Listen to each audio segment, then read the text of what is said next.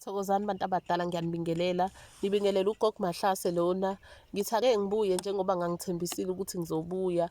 Siphinde futhi sibambe lana esimweni sama-comment section.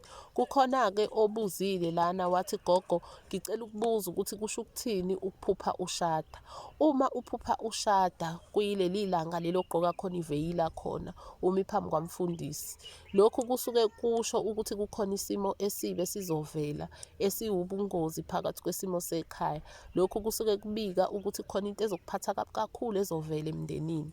Uma kuwukuthi uphupha omunye umuntu eshada efake iveyili, lokhu kusuke kuveza ukuthi a-white wedding, lokhu kusuke kuveza ukuthi loyo muntu kukhona isimo esizomphatha kabi kakhulu, isimo esibuhlungu esizomvelela esihambisana nobungozi.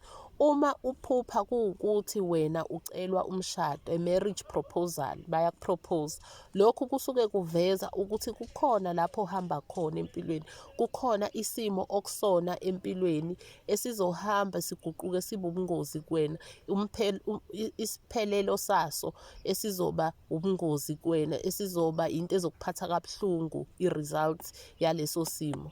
Uma kuwukuthi uphupha ushadile, as in uhlele emshadweni, you are a married person, lokhu kusuke kuveza ukuthi kukhona lapho izinto zakho zizohamba zihlangane khona, kukhona lapho empilweni yakho izinto zakho zizoguquka ziseklishe zihlangane.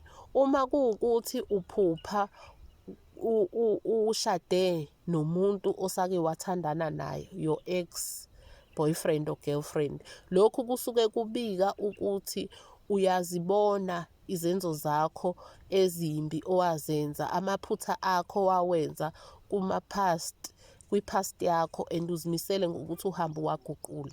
Sithembeke ukuthi khona lapho esikhanyisa khona, sithi akudede ubumnyama kukhanye kukhanye njalo, kukhanye kukhanye ekujuleni kwemsamo. Emakhosini, makhosi.